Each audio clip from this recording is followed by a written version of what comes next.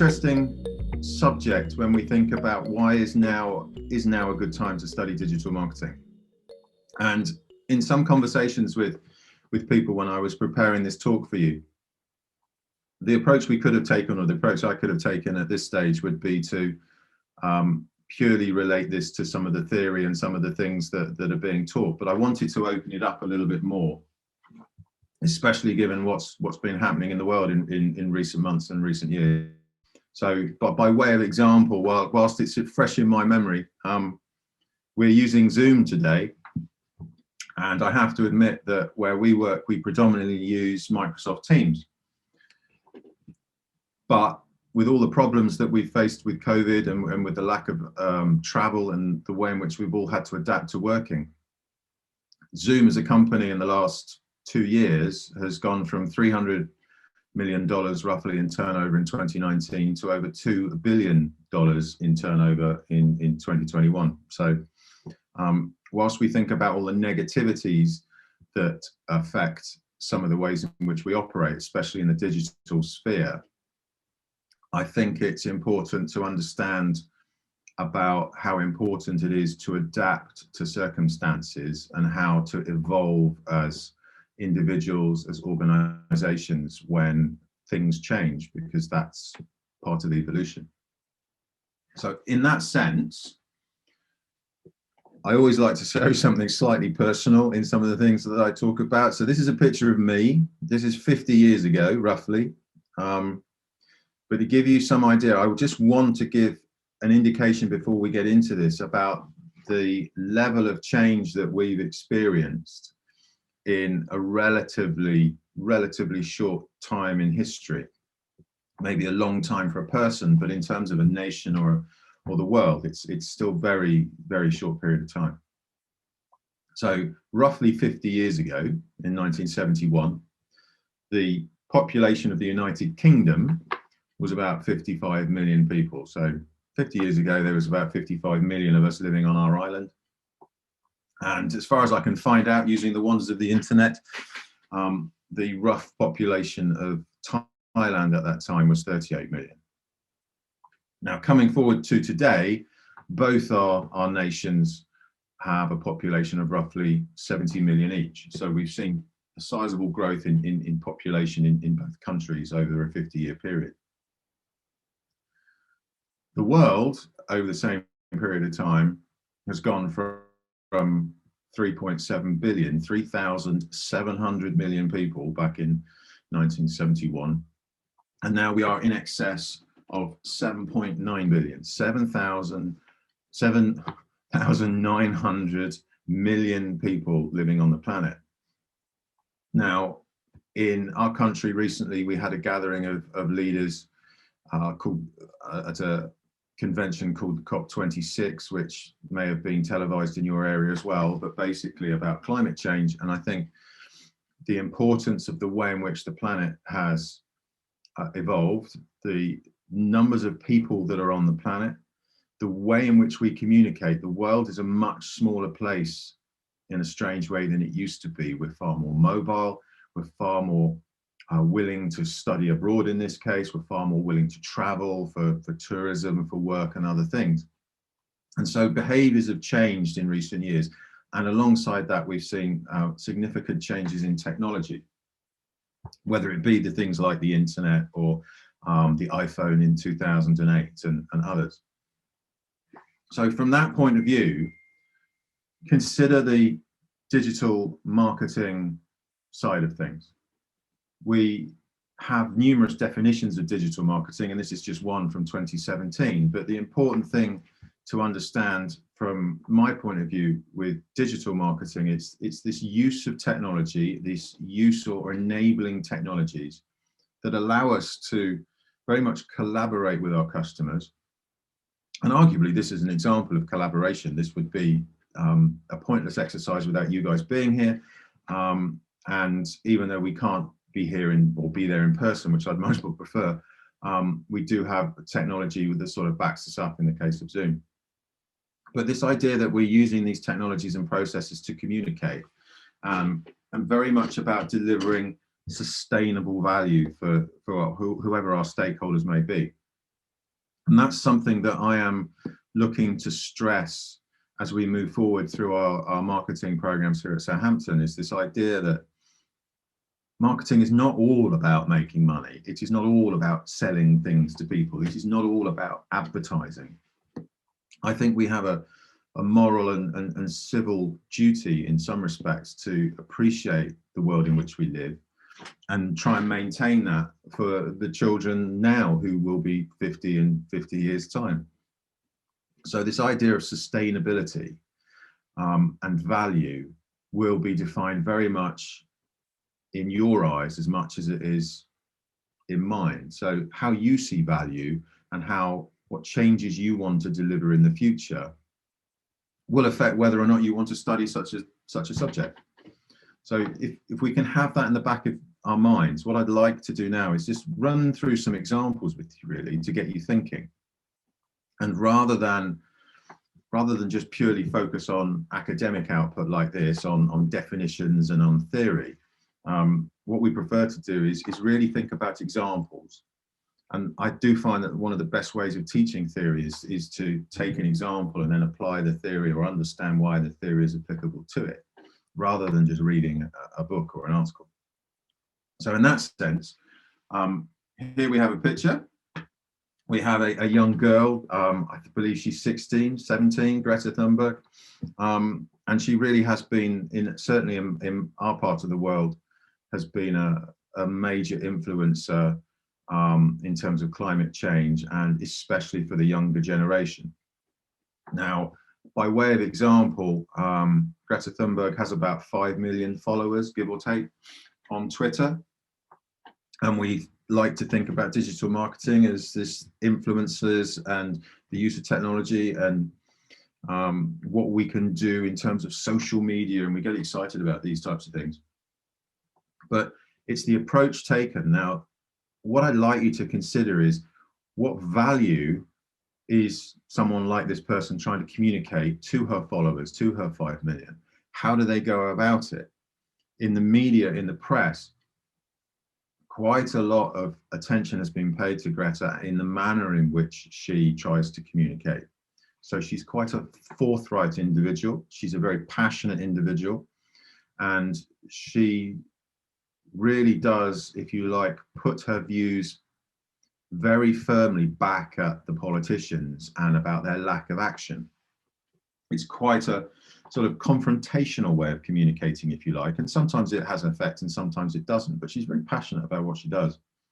And then you compare that to another person who's in a similar arena, if you like, but for different reasons, is Sir David Attenborough. Now, Sir David Attenborough is almost like an institution in himself in the United Kingdom. He's in his 90s. He's been on our televisions for 50 plus years. And he really is he goes to the heart of the United Kingdom. I can't think of someone in the United Kingdom who doesn't like him. And he's very passionate about the world and about the change that's required. And in that sense, he's a similar individual that talks about the same things that Greta may talk about. And in a similar sense, he would be involved in trying to persuade people to change. Interestingly enough, he is not on social media. He was on Instagram for a very short period of time to do a promotion and got over 1 million followers in 4 hours, but he has no intention of going into that field. He's not interested in it. But he's equally, if not more, influential to many of the politicians that need to be influenced. So his approach may be slightly different. His approach may be less public.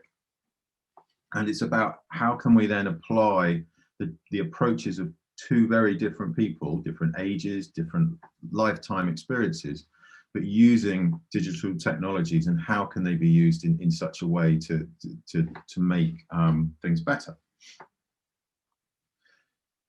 Now, another example here, I mean, I'm quoting Franson. So it's an old article, really, 2003, nearly 20 years old.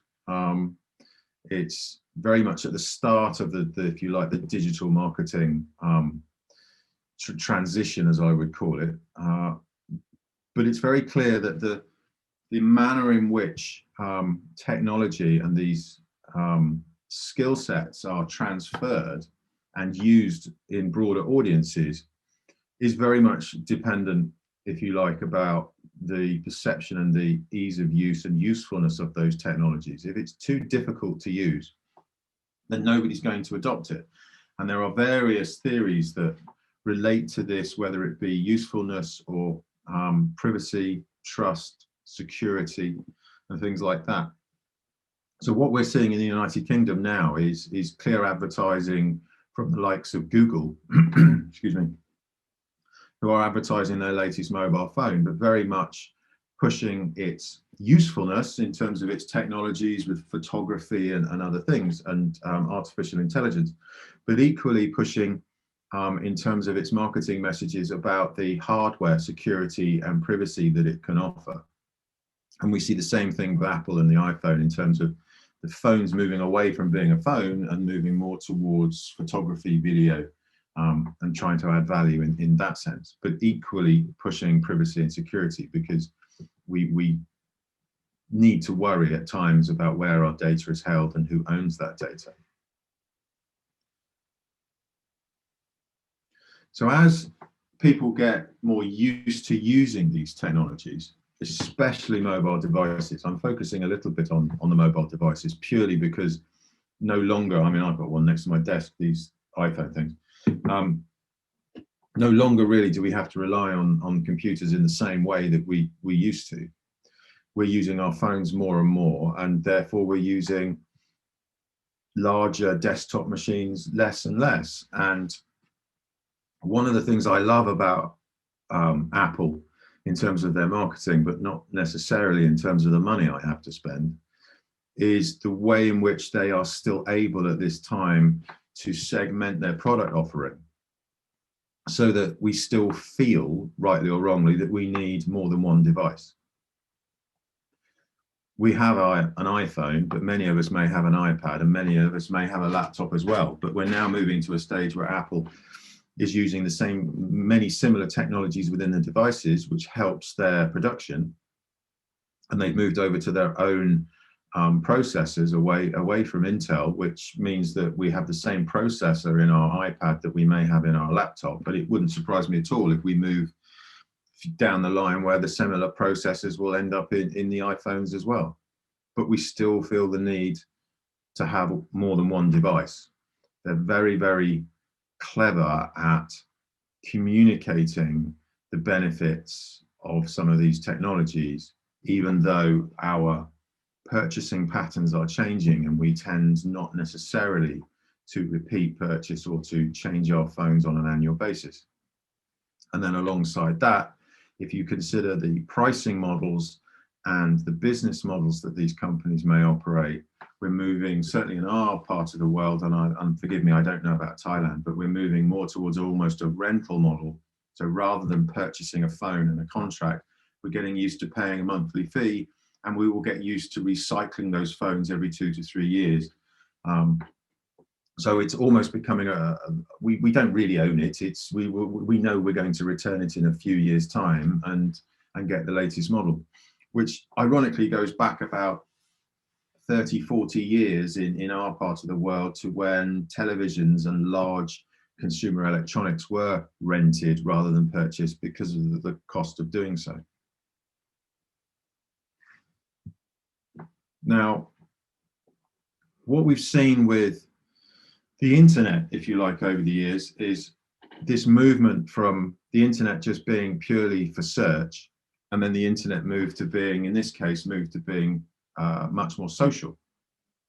And the use of the web and the internet for the social side meant that those companies that were very good for search didn't necessarily mean that they were great for social. And I think Google's a reasonably strong example of that.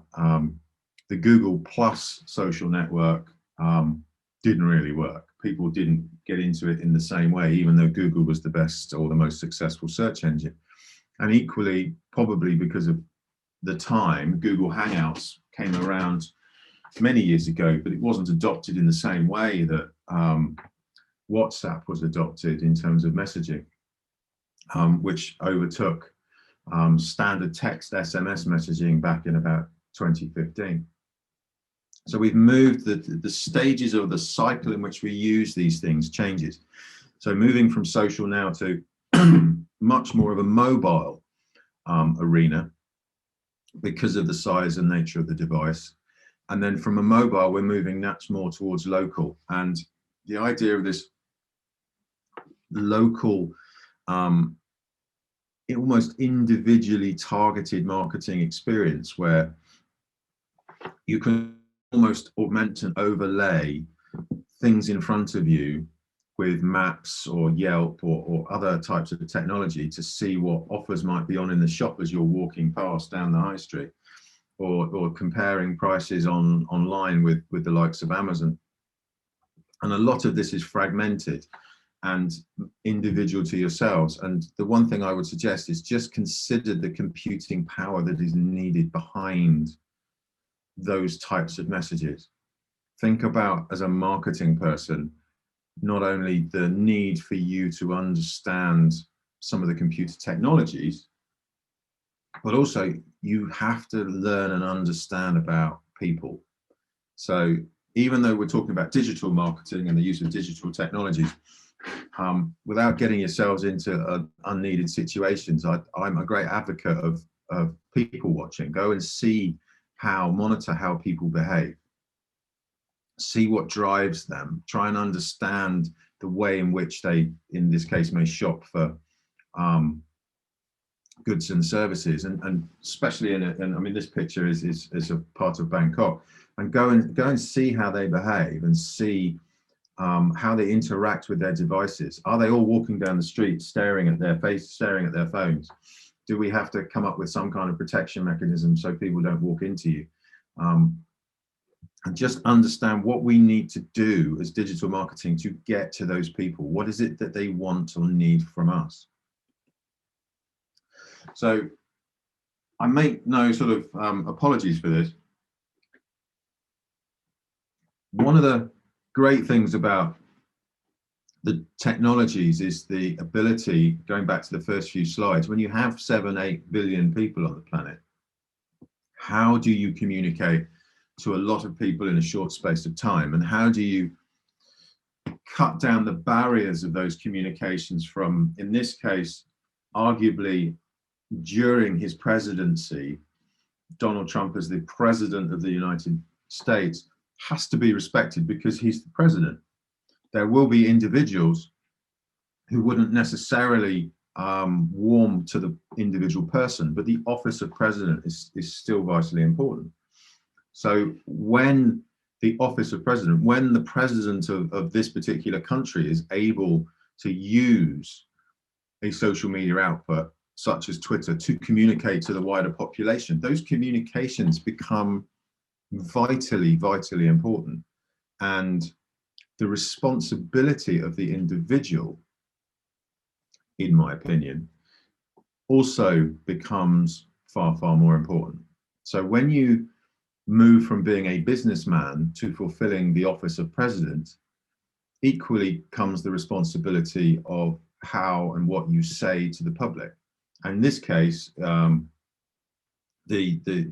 tweet that I found from a Sky News site of 2012, suggesting that global warming was not real, is an opinion, but suggesting that it was created by another nation in order to facilitate anti-competitive trade is not only dangerous, it's to some extent it's funny because it's been noted as being so ludicrous. But the fact that we're able to communicate in that way across a broad gap of countries and a broad gap of individuals is important. And we are talking about someone with 60+ million followers prior to his removal from Twitter. So the message will get through, and when you talk to 60+ million people, there will be people that believe it.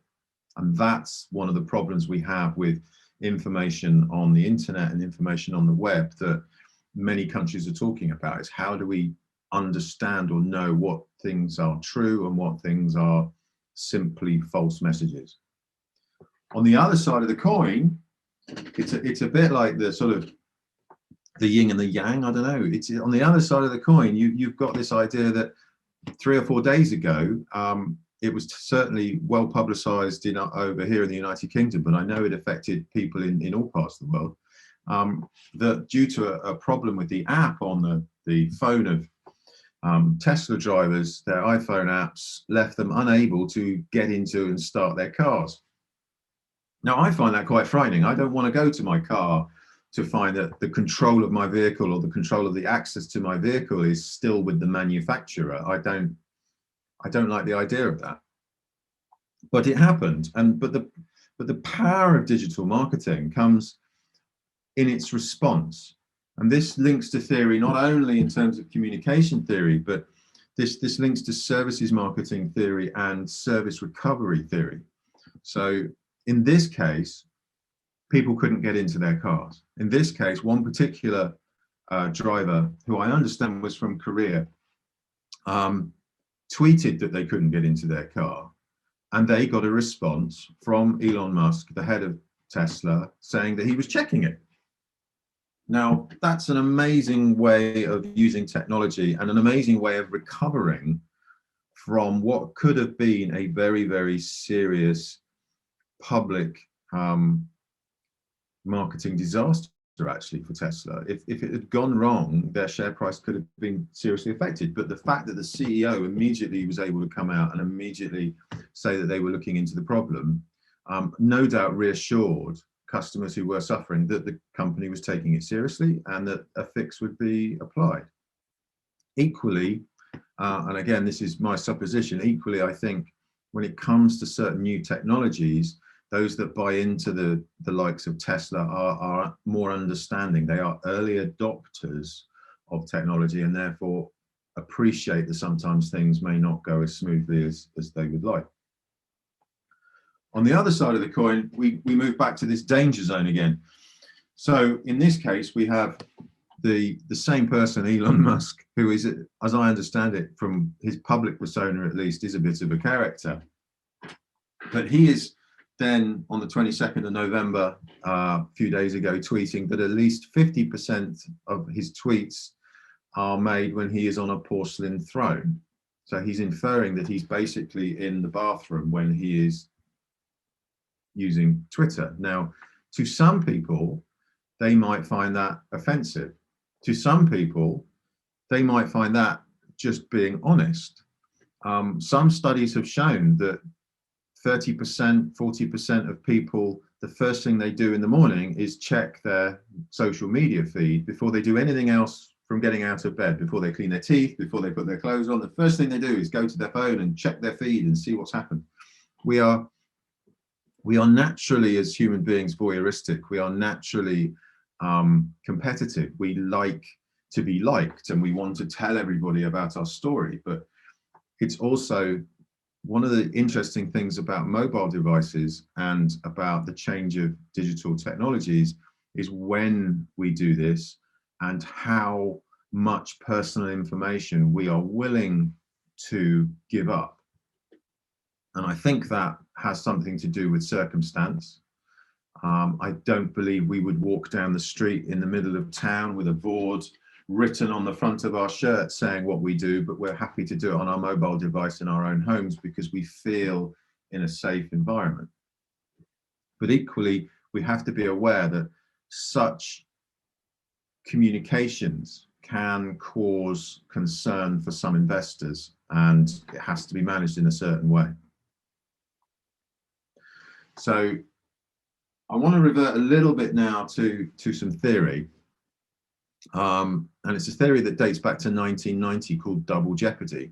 But basically what it says is that when you're a small company, and I think this is important for people who may be thinking about starting their own businesses, when you're a small company, when you're a small brand, the number of customers that you typically have will be fewer than a large brand, which makes sense, but also that those customers tend to buy less or tend to buy less frequently. And then as you grow and as you become more popular, then not only do you get more customers, but you get repeat custom and those customers buy more. And I can honestly say that I've seen that in the way in which I've used Amazon, especially in the lockdown period during the recent troubles everybody's had with COVID-19. We use Amazon all the time, and it's got to a point where the biggest bill on my personal credit card at the end of each month is either food or Amazon, and both are home delivered. Now, I don't know how it is in Thailand. I'll be very interested to find out how it's operating over there, but the power that such a company has, I recently received an email, which I thought was a spam, I thought was a fake email, because it came from Amazon, and it was informing me that as from January or February of 2022, that Amazon would no longer be accepting Visa card payments. Amazon would accept MasterCard and Amex and other credit card companies, but we're not going to be accepting Visa. And I'm pretty sure that Visa is the most popular in my part of the world, and I only have a Visa card. I don't have the other cards. And it's basically due to the fees that Visa charge. Now, I was quite surprised, but from a theoretical point of view, we have a very traditional model called the Porter's Five Forces model, and any student that studied business at a relatively reasonable level may have come across Porter's Five Forces from the 1980s, but it basically looks at the power of and competitive rivalry in a market to see how things operate. And what we're basically saying is Amazon feel they are more powerful than Visa and can almost dictate to us, me, the customer, the payment method I have to use, and will still retain their custom. And that's that's a significantly bold move by Amazon to do that. Knowing how much money I spend each month, if that's replicated by every household, then, and they're all using Visa, that's a big change in the market. Now, it may be because they've already spoken to Visa and Visa wouldn't change their fees, and Visa felt that they were the more powerful, but there's clearly some competitive rivalry going on in that particular market over payment systems. And that may flow into the way in which Apple have got involved in Apple Pay, along with Google Pay and other providers. Amazon, while offering a credit card, don't really have an Amazon. They don't have the equivalent of PayPal like eBay did. So it's maybe something that they want to consider. So this idea of double jeopardy, to give you some idea of the technology firms that we've seen, just have that in your back of your minds if you're watching this. So at the early days, we have fewer customers and they don't buy so much. As we go through, as we get better, we get more and more customers, and those customers buy more and more. They become more and more loyal. So we see, these are the figures dating right back. So this is Netflix. And the almost logarithmic terminology of sales, that revenue in billions of dollars that Netflix have made in recent years is you can see we move from maybe a simple model of £7-8 a month for one device, but if you want £12 a month for more than one device, so your children or your other family can watch it in another room, and then you're going to pay a little bit more because you want the 4K streaming, not just the 1080p streaming, etc. This is happening more and more. So it's the same company, but if I compare this to Facebook, okay, I still find it funny that Blockbuster Video, if anybody can ever remember Blockbuster Video, I understand 20 years ago Blockbuster Video could have bought Netflix, but they decided not to. And now Netflix is the main media, and Blockbuster doesn't really exist. So maybe that was a mistake of the past. So we look at Facebook. Now, all I've done is change the scale just to give you an idea. So there's Netflix again. I've just changed the scale on the left-hand side. So we got more billions. We compare Netflix and we look at Facebook. And you consider that Facebook primarily is an advertising company. It's selling advertising. You get to go onto Facebook for free. You get to use Facebook as you like for free. But you think about all the data that they're collecting and how they're using that data to then target adverts. Now, those adverts must be relatively successful. Otherwise, people wouldn't pay to advertise in the long run. So think about what the customer is giving up in return for what they're if you like, not having to pay for. They're paying for it in a different way. So when we consider marketing, the real basic definition of marketing being this sort of exchange process of product and service, or patronage and money. In this case, we're giving up our personal data. And in return for that personal data, we're having a platform in which we can communicate and sell things and chat to our friends and put our photos up. But who truly owns that? What happens? And this is something I think could be interesting in terms of research, but what happens ironically when people die? We're now getting to the stage where the generations are starting to pass away, and it's very sad, but people do die. It's an inevitability in life. And what happens when all my video collection that I've got on Apple just disappears and my kids can't watch the TV because they didn't own it and it's not on a disc? What happens to all my photos? What happens to my LinkedIn profile? I'm starting to see people that I use LinkedIn. I've used it for business for 10, 15 years. And there are people I know who have now died, and they're still on LinkedIn because nobody's taken them off. Nobody's told them that they're no longer with us. So it's interesting to see what will happen. But Facebook, then think again, okay, here we have Facebook and Netflix, and we start to see other companies coming into the mix. Let me just try and we have people like Microsoft, and we have people like Google, and they are overtaking in very detailed way the likes of previous companies. Now, the one thing I would say about Microsoft in this case is it was a slower, in the late 2008 to 2016 was a sort of slower curve. You can see it slightly flat because Microsoft's been around for an awful long time, but the pickup in the last couple of years, 18, 19, 20, has been much more significant, and probably almost certainly there's a COVID effect coming in here because of home working, because of the move to online for Office 365, and the move to a rental model and a software as a service model rather than a fixed price buy Office and keep it for many years. And the use of Microsoft Teams is driving revenue significantly. And then we take those companies, again, all I've done is I've moved the left-hand column. So that is Netflix, as you saw right at the beginning. There's Facebook, you see, it looks rather tiny now. We bring in the other companies, and then we have the likes of Amazon, and then we have the likes of Apple. So there, whilst COVID has, if you like, been a terrible disruptor of the way in which we do business, there are businesses that are doing exceptionally well at a time of difficulty for other people. And I have no doubt that you look at the spike of the red Apple one, the significant spike from I've actually got the 2021 figures there, are going to be heavily driven by some of the services that Apple operate. They are moving not only as a technology provider of the iPhone, and they have a closed system in terms of their store, but they're moving this idea of exercise as well as privacy, and then you've got their TV as well as their arcade and a number of different media services. So arguably, we're talking about media companies that purpose in life is to communicate. Amazon sell product, yes, but they also sell web services. They also sell TV. They also sell this music and other things. Amazon is very similar in that sense to Apple selling services. Netflix sells services. What would we do without YouTube, which is basically part of the Google setup?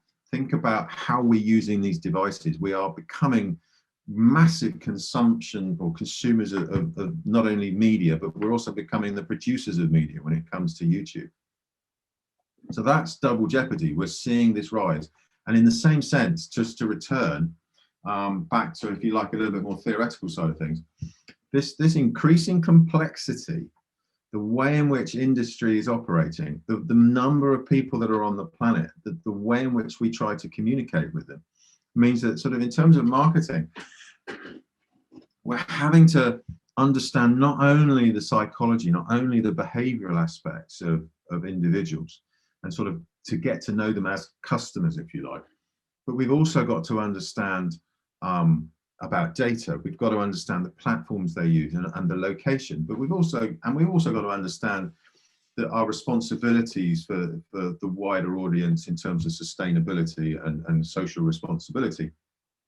So that's probably why the best example I can give you is why we have 3 programs. We have a broad marketing program, we have a digital marketing program, which is what we're talking about today, which is more about the communications and the technologies, and we have a marketing analytics program, so which is much more about the mathematical side and the crunching of data in order to provide things and insight to decisions. So there's a greater need to understand what is going on, and in many ways the university environment, the learning environment is a wonderful opportunity to make mistakes as much as it is to succeed. It's a safe environment to test theory, to do research, to carry out some of these initiatives to see what the future may bring. And then I suppose lastly, if you like, is if I'm moving on to this graph, again, with double jeopardy, ironically, in the back of your mind, this is a very quick and dirty piece of research I did yesterday. And all I did was use Google Scholar and search for articles that had digital marketing in there as part of their keyword search. And you can see on this graph the growth of academic research relating to digital marketing in the last 15 years or so. And its growth really started when the web, if you like, took off for real commerce.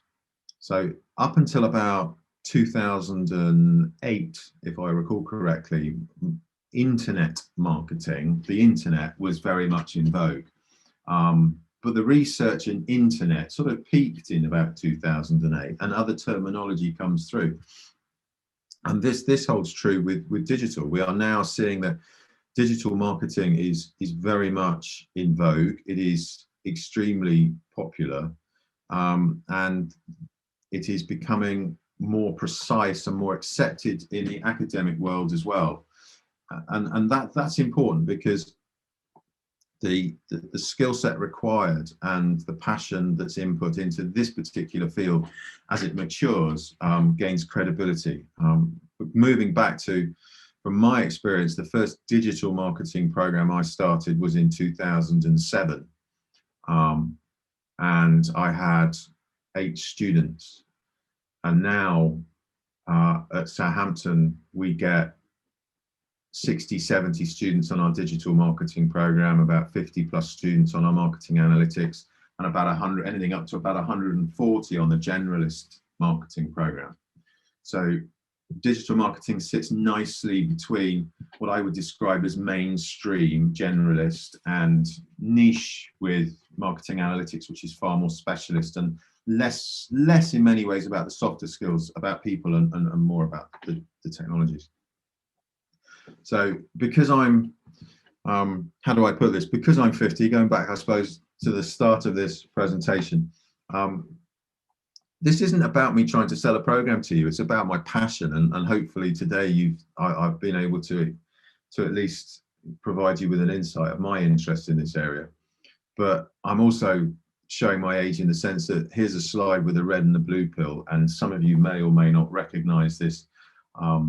And it relates to a film that's coming out at Christmas in next month in relation to the Matrix Resurrection. But I am old enough to remember the first 3 Matrix films, the first one being, I think, 1999 with Keanu Reeves, and the red and the blue pill. So I'm quite excited about getting through to seeing some of these things. But again, the use of YouTube and other media technologies to push this industry, the film industry, and how the film industry has adapted and how its marketing has changed. But equally how, if you look at some of the Marvel films more recently, and how some of the actors have got upset about the transition to mainstream Disney channels and stuff before their time. It's very interesting to see how Disney and Hollywood is changing its film productions and considering the Far East as a market much more independently than it used to, and many of the films now coming out are pitched at the Far East, and some of the most popular films on the planet are designed for the Far East rather than what I would call the mainstream American market. So there's lots happening in that area as well. So the best advice I can give you at this stage is this a good time to study digital marketing? Of course it is. Of course I'm going to sit up and say, yes, come and study digital marketing. But that's not what this is about. This is about you deciding about digital marketing. You've got to have a passion for this sort of stuff. But I do see it affecting us more and more. I think it makes the planet smaller. And if it makes the planet smaller and it helps us to understand each other, then it's not always about films in this case. It's about going back to the sustainable values that we have to make this world a better place. And if that means that we can use marketing as a way in which of communicating things like the COP26 and communicating the right way of going about things and doing business as well as making money, then that's great. And so I leave it in your hands, if you like. You decide whether you think now's a good time to study digital marketing, and come back to me and let me know what the film's like, because I'm going to watch The Matrix as well when it comes out. I imagine that many of you will as well. So thank you very much for your time. I'm not sure how we're doing for time. It's 9:44, or I think that's roughly gives you some time for questions. So thank you very much, and I'll pass you back. Thank you for your presentation. Yep. So now I'm going to check if there is any questions here. I'm just wondering, I actually have no background in marketing or anything related to this. I just have background in language, English. So I'm wondering if I'm going to do a master degree, is there any requirement for knowledge background that I need to have? No, the marketing programs they are what I would describe as generalist programs. Certainly the marketing program is. I would advise against something like analytics. It's not, you do need to have a very strong mathematical background really to do the marketing analytics. In terms of digital marketing, I think you need to have a conversation. What I would do is I try and tie you in, because it sits somewhere in the middle. The last thing I want to do is encourage people to join a program that they would struggle with because of technicals. But on the other side of that, having English is fantastic, because the art of communication and all those things associated with it make things much more easy if everybody understands. But also the creative writing side of English. So one of the things that we teach is content marketing. Content is king. It doesn't matter how nice the colors are of your website. If you don't have any content, then you don't have a website. And the fact that you've got an English background means that you should have a strong ability in terms of content, creative writing maybe, and how to put messages together. So, marketing is about a team. It's about teamwork. So my brother-in-law is a graphics person. He is far better with Adobe and the products than I am. I can get it to a stage where I can breathe like an interpreter. And say, here's a pencil drawing, and he will come back with the finished article. That doesn't make me better or worse than he is. It's a different skill set. So I would be interested in what interests you, what do you do in your spare time, what digital understandings do you have that you can demonstrate in your application on top of just purely a qualification that's English based, because English is great, but what else interests you that we could use to sort of gauge how you'd find the program? I'm just going to jump in there and just say that I just had a look on our entry requirements. Actually, for digital marketing, we would not accept a language degree, but if you did have, say, 2 years marketing experience, then we may consider you on a case-by-case basis. However, our marketing management masters would accept linguistics usually, so that one may be slightly more flexible. I think the trick is the fact that you're here, the fact that I've seen your face, the fact that I'm in the marketing department will keep the lines of communication open. Tom, are you able to put your email address into the chat in case they have any questions, or in case Nari would like to get in touch with you and ask, keep that conversation going?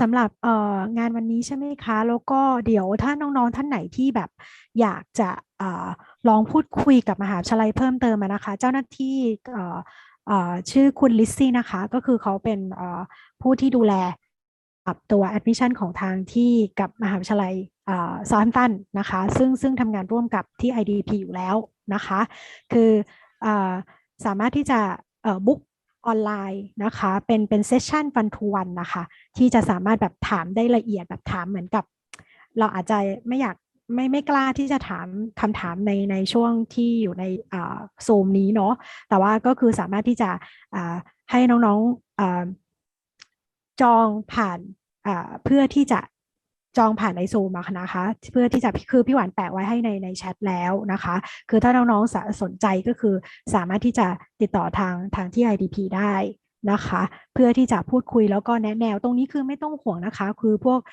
อพี่แนะแนวที่ IDP ก็จะคอยซัพพอร์ตในช่วงที่น้องๆคุยกับเจ้าหน้าที่ด้วยในเซสชั่นอินเทอร์วิวในอังคารหน้านะคะงานก็คือจะมีให้บุ๊กตั้งแต่4 โมงถึง6 โมงเย็นนะคะเดี๋ยวยังไงก็คือสามารถที่จะติดต่อทาง IDP เพื่อขอข้อมูลเพิ่มเติมหรือเพื่อที่จะบุ๊กในการคุยกับเจ้าหน้าที่ได้นะคะ I'm not sure would be Tom or Lizzie, could you explain a little bit about marketing analysis and digital marketing? What's the difference? What's the difference? And in terms of like mathematics or any soft skill, what is it different and how they are going to like develop their studies? Tom, are you happy to go? Yep. I'm just trying to get a link actually. Bear with me 1 second. There is a link I can just put in the chat that will help you, but it's the thing you find with the analytics. Where is it? I'm just right. Might as well. There's the analytics link. I'm just getting it for people just to save them going to hunt for it. There's the digital marketing link. So what we've done is we've tried to. I've put the 2 things in the link. Can you show me? So we've gone through a sizable revalidation process. Now, what that means to normal people is we've reviewed all our programs and made them as good as we can do. And that's a requirement that we do every 4 or 5 years.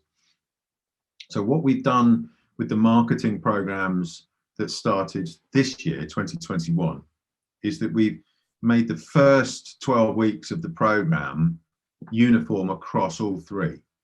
The first 12 weeks of all 3 programs do essentially a baseline, the basic understanding of the marketing concepts. Now that has an advantage for some students, for example, that you might start on marketing analytics, and then as you get used to your peer, as you get used to understanding what's going to happen in semester 2, you might decide actually I'm not so interested in that, and I'd rather do digital, and you can swap, and that makes things easier from that sense. But the analytics side is much more about number crunching. It's we link the analytics with other programs in decision analytics and risk.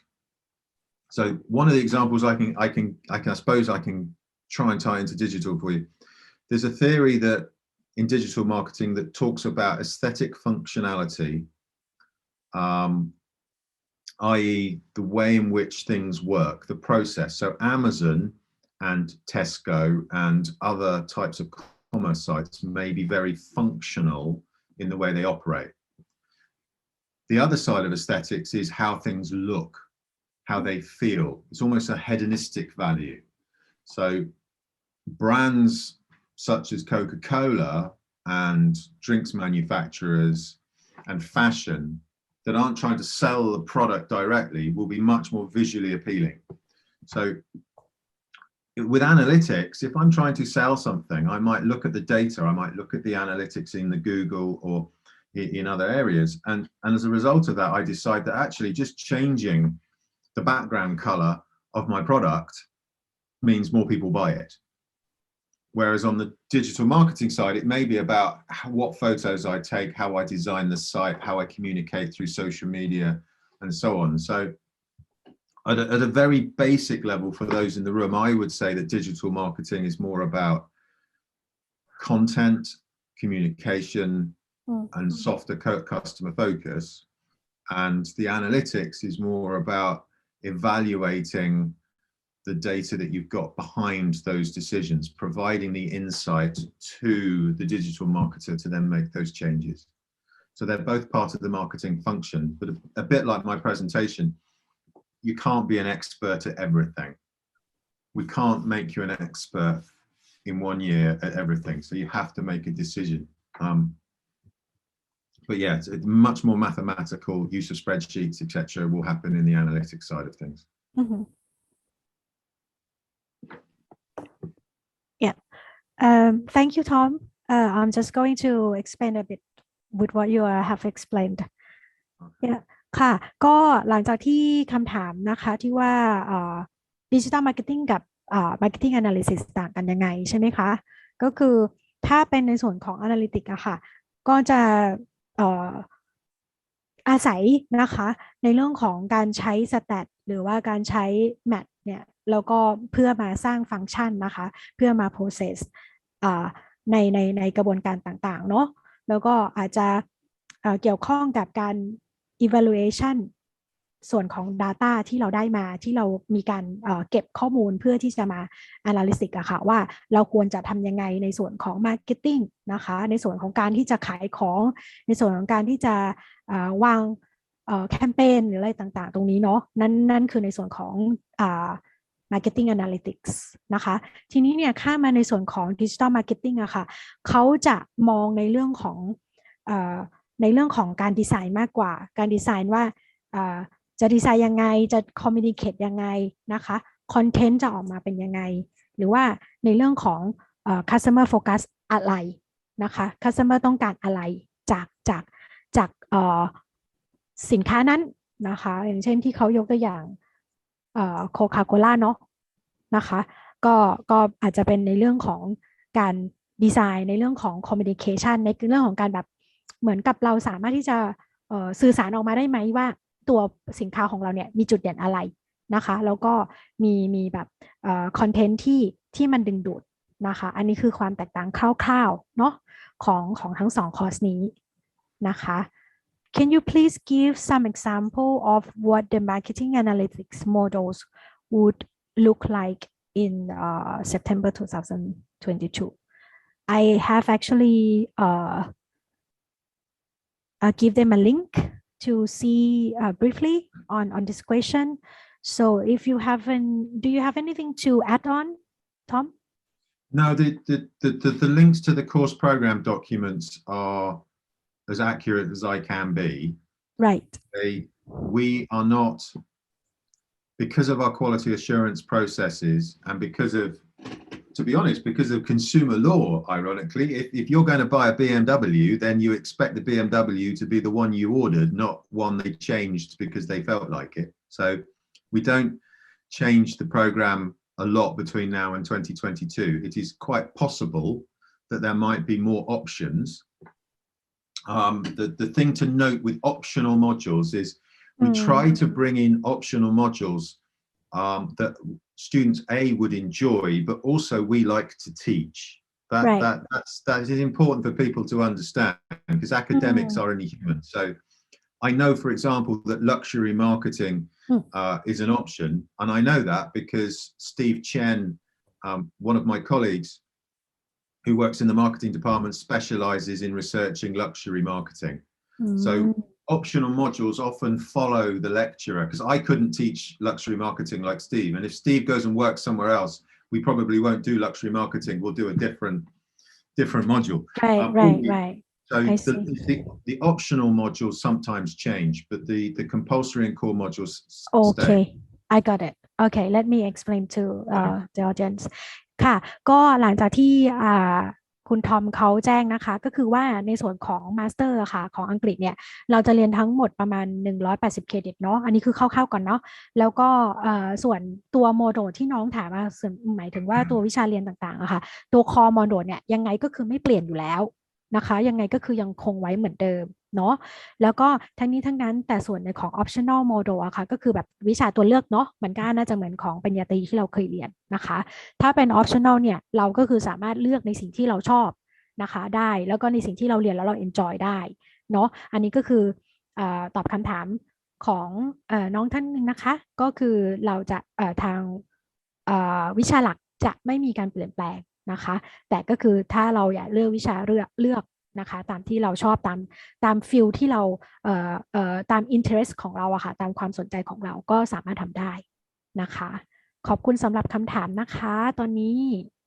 แล้วก็ขออนุญาตตอบคำถามตรงนี้นิดนึงนะคะเรียนปีหน้าเนี่ยคือเป็นออนไซต์หรือเป็นออนไลน์นะคะตรงนี้เท่าที่ดูแล้วเนี่ยนะคะก็ยังเป็นทั้งออนไซต์และออนไลน์อยู่นะคะทั้งนี้ทั้งนั้นก็คืออาจจะต้องอัปเดตกันอีกครั้งหนึ่งในระยะเวลาใกล้ๆข้างหน้านะคะ so I'll be ending the session for now and we are looking forward to see Jason in our one-on-one interview session for next Tuesday. So I have already announced and I have already informed them that we are going to have a decision for the University of Southampton with IDP.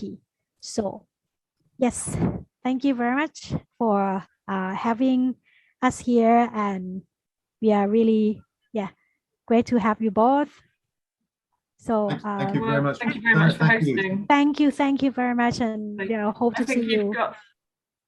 I think you've got Tom's email address. You've also got mine. So please don't be shy to email us.